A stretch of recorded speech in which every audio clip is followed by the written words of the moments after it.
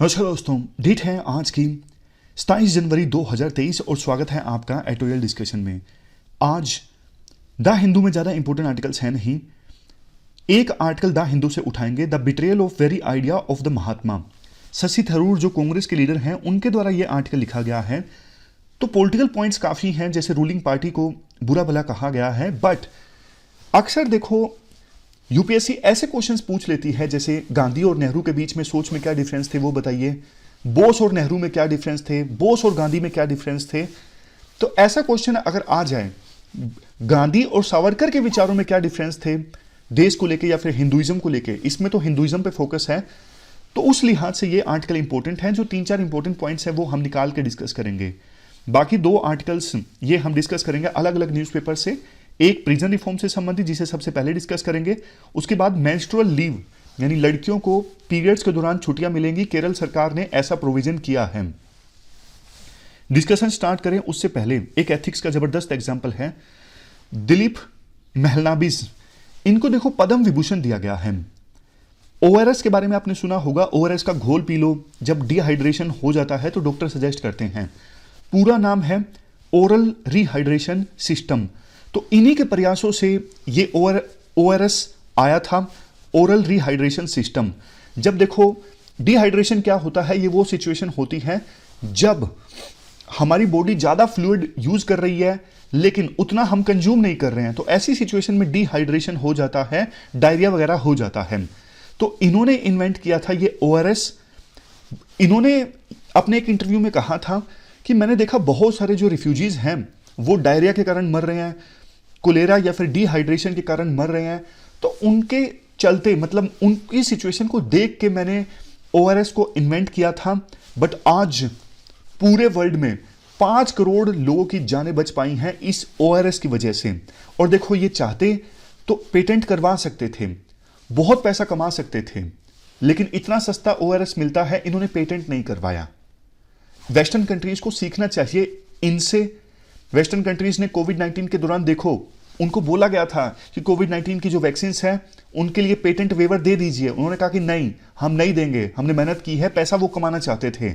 लेकिन दिलीप महलनाबिस, इन्होंने बहुत अच्छा काम किया।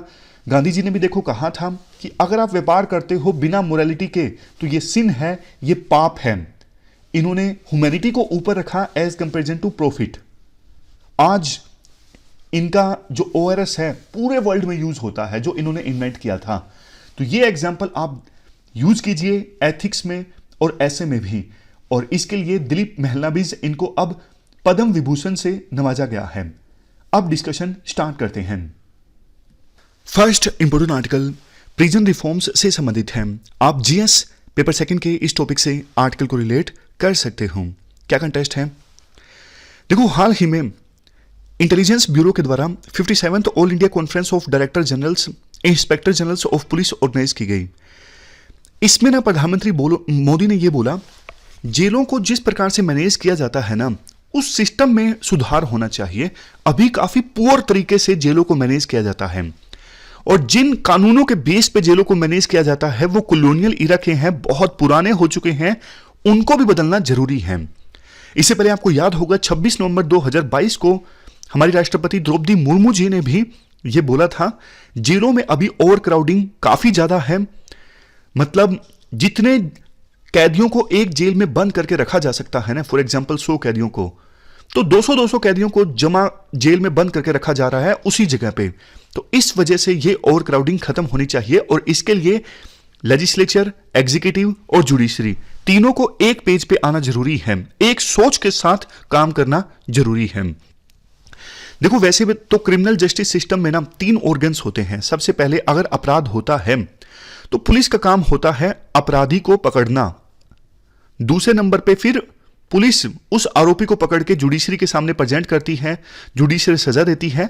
और तीसरे नंबर पे होते हैं कोरेक्शनल होम्स, यानी जेल्स, जो उस कैदी को रिहेबिलिटेट करते हैं। बट इसमें वैसे आप पार्लियामेंट को काउंट नहीं कर सकते, अदरवाइज पार्लियामेंट का काम होता है कानून बनाना, जिसके बेस पे, मतलब क्या अपराध है क्या अपराध नहीं है, ये कौन डिसाइड करता है? पार्लियामेंट डिसाइड करेगी और स्टेट असेंबली डिसाइड करेगी, स्टेट के केस में अगर कोई सब्जेक्ट स्टेट लिस्ट में आता है तो। इसके बाद देखो, बात करते हैं चैलेंजेस क्या क्या एसोसिएटेड हैं प्रिजन्स के साथ हमारे देश में। सबसे बड़ा चैलेंज देखो ये है, केसेस बहुत ज्यादा पेंडिंग हैं हमारे देश में ना। 4.7 करोड़ केसेस पेंडिंग है इंडियन कोर्ट्स में। अब इसका डायरेक्ट इंपैक्ट क्या पड़ता है? डायरेक्ट इंपैक्ट इसका यह पड़ता है, अंडर ट्रायल्स की संख्या बहुत ज्यादा है। मतलब ऐसे कैदी जिनके खिलाफ अभी केस चल रहा है लेकिन वो जेल में बंद हैं। टोटल जितनी प्रिजन की पॉपुलेशन है ना, उसमें से 67.2% तो अंडर ट्रायल्स हैं। अब यह संख्या बढ़ चुकी है, अगली स्लाइड में हम देखेंगे। ये देखिए 2021 में जो अंडर ट्रायल्स हैं उनकी संख्या बढ़ के 77% हो चुकी है। 100 कैदी हैं तो उसमें 77 कैदी ऐसे हैं जिनके खिलाफ अभी मुकदमा चल रहा है, उनको सजा नहीं हुई है, वो अपराधी नहीं हैं। ऐसे कैदी हैं 77। अब बहुत बार देखो ऐसा होता है, आपने भी सुना होगा, सालों साल बिता दिए जेल में, 10 साल हो गए, लेकिन बाद में कोर्ट बरी कर देती है। तो सोच के देखिए क्या बीतती होगी उन पर्सन्स पर जिन्होंने अपनी जिंदगी का एक बड़ा हिस्सा जेल में बिता दिया लेकिन बाद में वो बरी हो गए, उन्होंने कुछ किया ही नहीं था। ओवर क्राउडिंग की बात की हमने बहुत ज्यादा है। 2021 का ये डेटा है, ओवर क्राउडिंग है 2021 के अनुसार 130%। अब देखो इतनी ज्यादा भीड़ जब जेल में होती है ना, एक तरफ हैबिचुअल अपराधी, मतलब जिन्होंने बहुत सारे क्राइम किए हैं, जो पेशेवर अपराधी हैं जिनका काम ही अपराध करना है, दूसरी तरफ माइनर्स या फिर वो पर्सन जिन्होंने पहली बार अपराध किया, छोटा मोटा अपराध किया, गलती से अपराध हो गया। दोनों को सेपरेट करना डिफिकल्ट हो जाता है जब जेलों में इतनी ज्यादा ओवर क्राउडिंग होती है। इसके बाद है next point, miss treatment and torture. जेलों में अनेकों प्रकार की मिस ट्रीटमेंट होती है कैदियों के साथ में, बिना पे पे काम करवाया जाता है या फिर थोड़ी बहुत पे दी जाती है, 20 रुपए 25 रुपए। ये ह्यूमन राइट्स के अगेंस्ट है। जो महिला कैदी हैं वो अनेकों तरह की हरासमेंट फेस करती हैं। इसके बाद नेक्स्ट है शॉर्टेज ऑफ स्टाफ। देखो ब्रिटेन में ना हर 3 कैदियों के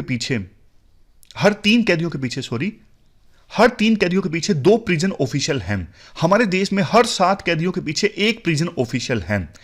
जितनी टोटल सैंक्शन स्ट्रेंथ है ना स्टाफ की जेलों में, उसमें से 33% पोस्ट तो खाली हैं, मतलब भरा ही नहीं जाता।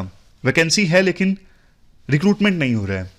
नेक्स्ट पुअर हाइजीन, बहुत खराब साफ सफाई होती है, वहां पे गंदगी बहुत ज्यादा होती है और एक्सट्रीम वेदर से निपटने के लिए व्यवस्था नहीं होती। बहुत ज्यादा सर्दी है तो कपड़े नहीं है सर्दी से निपटने के लिए, बहुत ज्यादा गर्मी है तो गर्मी से निपटने के लिए व्यवस्था नहीं है। नेक्स्ट है सोशल इश्यूज। बहुत बार ऐसा होता है कई जेलों में ना कैदियों को अपनी फैमिली वालों से रेगुलर नहीं मिलने दिया जाता, बहुत कम मिलने दिया जाता है।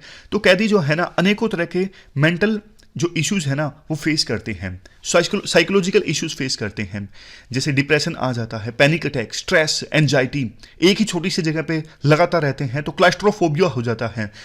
ऐसी सिचुएशन में वो या तो दूसरों को नुकसान पहुंचाने की कोशिश करते हैं या फिर खुद को ही नुकसान पहुंचाने की कोशिश करते हैं। ये कुछ इंटरनेशनल कोवेनेंट्स या फिर कन्वेंशंस हैं प्रिजनर से संबंधित, आंसर में इनका इस्तेमाल कर सकते हो। Universal declaration of human rights, इसमें कैदियों के बारे में बोला गया है। इसके बाद the international covenant on civil and political rights, the international covenant on economic social and cultural rights, declaration on protection from torture, general UN directives. अब चैलेंजेस बात करते हैं, प्रिजन रिफॉर्म्स लाने में चैलेंजेस क्या क्या हैं। सबसे पहले देखो स्टेट सब्जेक्ट है प्रिजन्स। जेलों का रख रखाव किसके अंडर आता है? जेलों का रख रखाव स्टेट गवर्नमेंट्स के अंडर आता है। सेंट्रल गवर्नमेंट सिर्फ बेस्ट मॉडल्स दे सकती है स्टेट गवर्नमेंट्स को कि आपको इस बुनियाद पर जेलों में सुधार लाना है, लेकिन बहुत बार एक्शन ना के बराबर होता है। नेक्स्ट चैलेंज, अभी भी प्रिजन्स को मैनेज किया जाता है कॉलोनियल इरा के लॉ से, जैसे प्रिजन एक्ट 1894। देखो सिचुएशन ना चेंज हो चुकी है। पहले ना सोच ये होती थी जिसने अपराध किया है उसने दूसरों के साथ गलत किया है, उसके साथ भी गलत होना चाहिए, उसको पनिशमेंट देना जरूरी है। इसीलिए जेलों में व्यवस्था खराब होती थी, यातनाएं दी जाती थी कैदियों को। आज सोच चेंज हो चुकी है। आज सोच ये है कि कैदी जो है, मतलब अपराधी जो है, उनको रिहेबिलिटेट करना जरूरी है, उनको जेलों में बंद करके उन्हें सभ्य बनाना है। लेकिन अब पुरानी सोच के साथ ही प्रिजन्स को गवर्न किया जाता है, कॉलोनियल इरा के लॉज है, बदलाव आना चाहिए। नेक्स्ट, अब देखो चूंकि कैदियों के पास वोट देने का अधिकार नहीं होता ना, इसलिए पॉलिटिशियन ज्यादा ध्यान नहीं देते और समाज में इसे ज्यादा ना अच्छा पॉइंट भी नहीं माना जाता। जैसे पॉलिटिशियन रैली में जाके बोलेगा मैंने जेल बनवाई, तो लोग बोलेंगे क्या अच्छा काम किया है, कोई बहुत बड़ा काम तो तुमने किया नहीं है। इसलिए पॉलिटिशियंस का ध्यान नहीं होता जेलों के सुधार में। नेक्स्ट, अगर बात करें कमेटीज की, कौन सी कमेटीज अभी तक गठित की गई हैं प्रिजन रिफॉर्म से संबंधित? जस्टिस मुल्ला कमेटी 1983 में आई थी।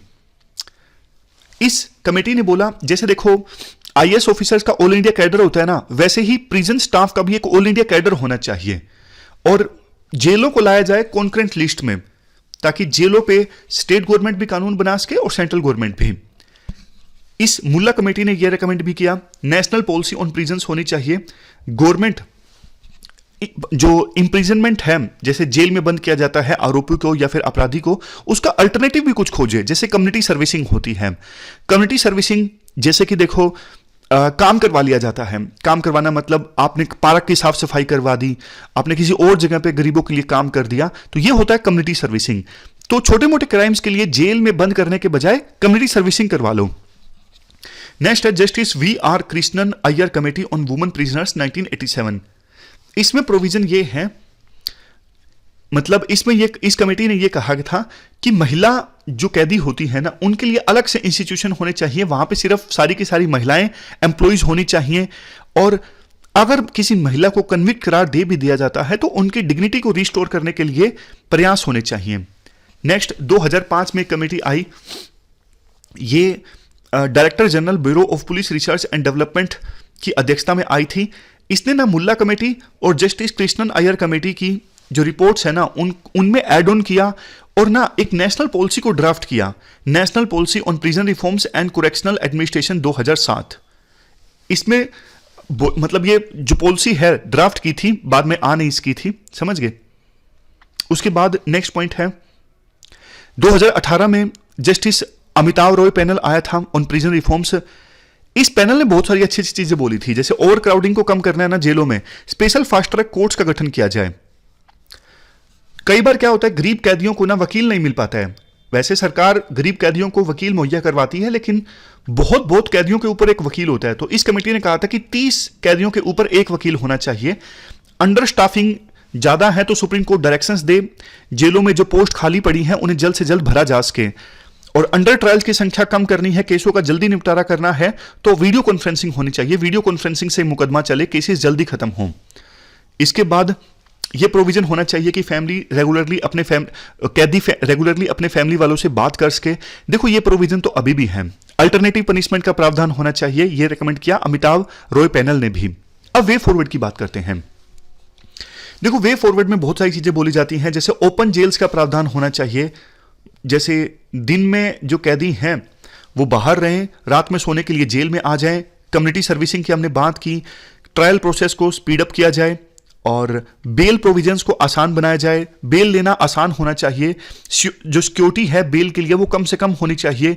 और क्रिमिनल जस्टिस सिस्टम को इस प्रकार से रिफॉर्म लाया जाए इसमें कि बेल देना ना एक ऑब्जेक्टिव प्रोसेस होना चाहिए। जैसे अभी ना लोअर कोर्ट्स के पास में ना काफी सब्जेक्टिविटी होती है कि बेल दी जाए या फिर ना दी जाए, इसे ऑब्जेक्टिव बना दिया जाए। ऑब्जेक्टिव मतलब किन किन कंडीशंस में बेल मिल सकती है, किन कंडीशंस में नहीं मिल सकती है, सारा कुछ अगर हम इसे डिफाइन कर देंगे तो चीजें और ज्यादा आसान हो जाएंगी। पुलिस को सेंसिटिव बनाया जाए। सेंसिटिव मतलब जैसे अब देखो पुलिस ना जैसे ही किसी पे शक होता है ना, उसको मारती पीटती है, उसको जेल में डाल देती है। लेकिन वेस्टर्न कंट्रीज में क्या होता है, टेक्नोलॉजी का सहारा लिया जाता है ये पता लगाने के लिए कि इसने अपराध किया है या फिर नहीं किया है। तो ऐसे केसेस में ना मतलब अगर टेक्नोलॉजी दुरुस्त होगी तो फिर किसी को ना ऐसे ही अरेस्ट नहीं किया जा सकेगा। मतलब पुलिस 100 बार सोचेगी अरेस्ट करने से पहले, इसलिए मॉडर्न टेक्नोलॉजी का इस्तेमाल करना जरूरी है पुलिस इन्वेस्टिगेशन में। नेक्स्ट, स्टेट और सेंट्रल एजेंसीज के बीच में ज्यादा कोऑपरेशन होना चाहिए।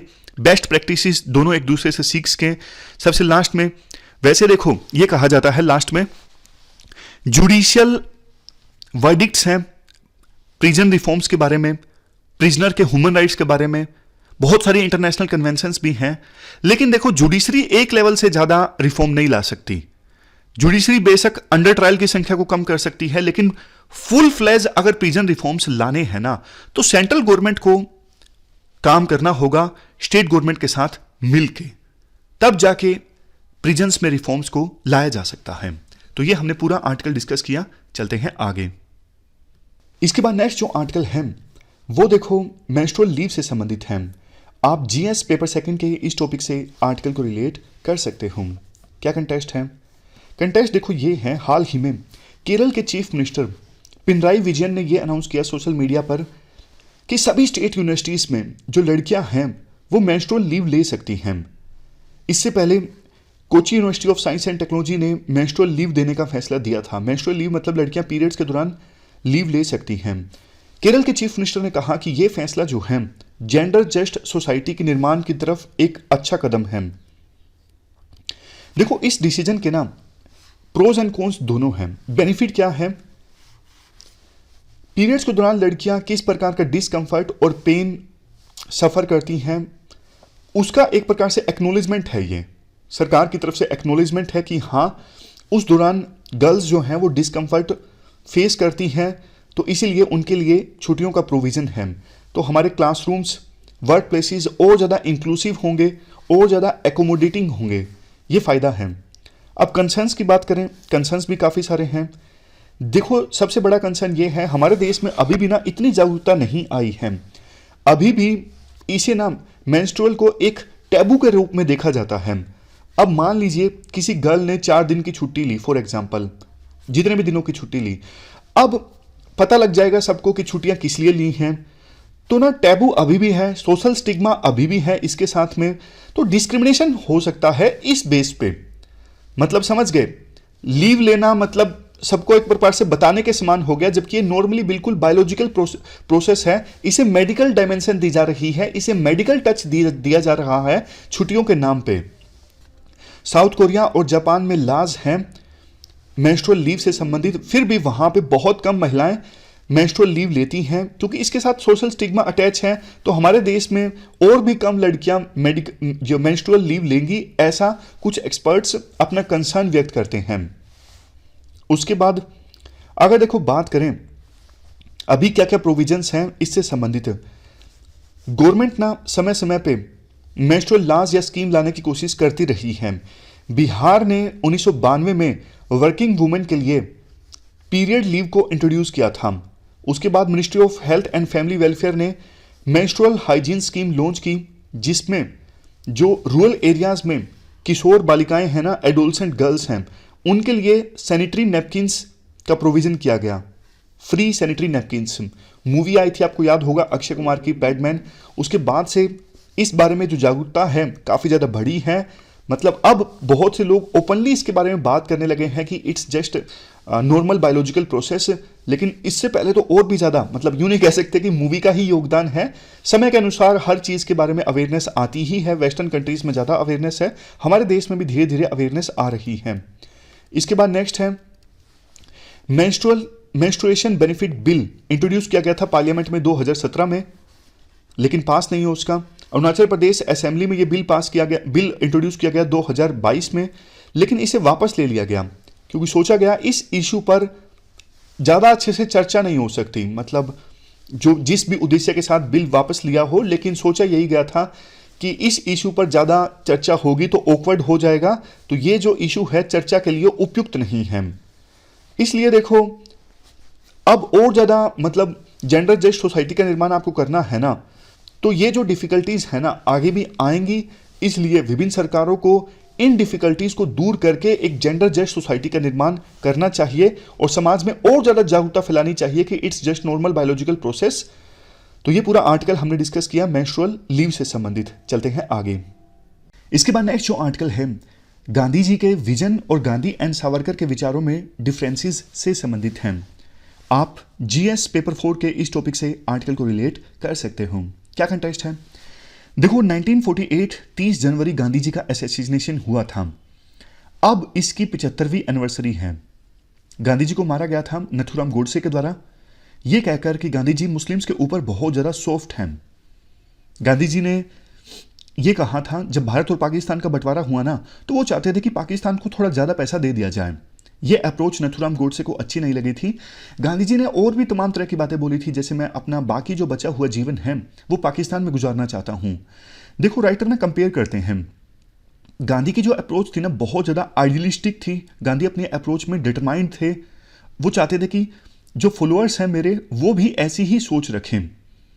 गांधी जी का एक प्रिंसिपल में विश्वास रखते थे हिंदुइज्म को लेके, अद्वैत वेदांत। इसका मतलब है universal inclusive universal religion. Gandhi ji मानते थे हिंदुइज्म जो है वो एक ऐसा फेथ है जो बाकी सभी फेथ्स की रिस्पेक्ट करता है, बाकी सभी धर्मों की रिस्पेक्ट करता है, जिसने बाकी सभी फेथ्स को गले लगाया है, अच्छी चीजें शामिल की हैं। जबकि सावरकर ना अपने अप्रोच में हिंदुइज्म को लेके अपने अप्रोच में वो कन्फॉर्मिस्ट थे। वो चाहते थे जैसा है चलता रहे।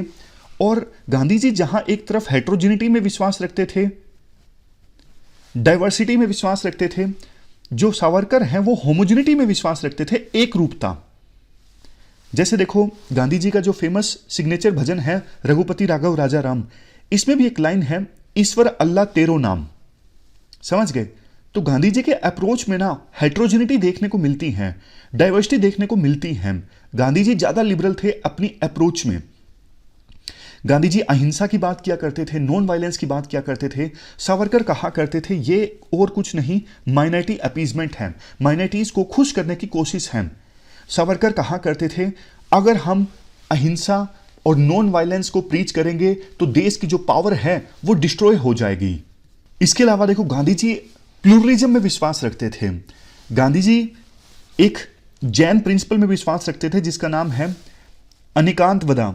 इसमें क्या होता है, ये प्रिंसिपल ये कहता है देखो जो सच है ना और जो सच्चाई है उसको ना अलग अलग लोगों के द्वारा अलग अलग ढंग से परसीव किया जाता है, और इसलिए उनका जो पॉइंट ऑफ व्यू है वो भी अलग हो सकता है, क्योंकि वो सच्चाई को अलग अलग ढंग से परसीव कर रहे हैं, अलग व्यू पॉइंट से परसीव कर रहे हैं। मतलब कि अलग अलग धर्म जो मानते हैं ना ऐसे मोक्ष प्राप्त किया जा सकता है, भगवान को ऐसे हासिल किया जा सकता है। अलग अलग धर्मों के तौर तरीकों में डिफरेंस होना लाजमी है, लेकिन यह नहीं कहा जा सकता कि वो गलत है, मैं सही हूं। इसीलिए उन्होंने एक बार ये डिक्लेयर किया था कि I am a Hindu, Muslim, Christian, Parsi, a Jew. But इसके बाद लास्ट में ना राइटर थोड़ा दुख व्यक्त करते हैं, आज के समय में ना गांधी जी के जो सोच है उसको चैलेंज किया जा रहा है। गांधी जी को पूरी दुनिया के द्वारा अपनाया गया, उनका इतना ज्यादा सम्मान है। विभिन्न देशों के जो राष्ट्रपति हैं, प्रधानमंत्री हैं, अपनी स्पीचेस में गांधी जी को कोट करते हैं। लेकिन हमारे देश में बहुत बार ऐसा देखा जाता है कि उनके स्टैच्यू को रिप्लेस करके नथुराम गोडसे उनके स्टैच्यू को लगाया जाता है। बात देखो यहां पे ना सोच की है, क्या नथुराम गोडसे की सोच सही थी या फिर गांधी जी की सोच सही थी? जाहिर तौर पे गांधी जी की सोच सही थी, लेकिन पॉलिटिक्स वाले पॉइंट हम नहीं यूज करेंगे क्योंकि आंसर्स में लिख नहीं सकते। आज समाज को एक बार फिर से गांधी जी की सोच को अपनाना होगा और नफरत को हटाना होगा। तो ये पूरा आर्टिकल हमने डिस्कस किया गांधी जी का विजन और सावरकर और गांधी के बीच में डिफरेंसेस से संबंधित है। ये थी हमारी आज की डिस्कशन। आज हमने 3 इश्यूज को डिस्कस किया। फिलहाल इस डिस्कशन में इतना ही है। Thank you very much for discussion.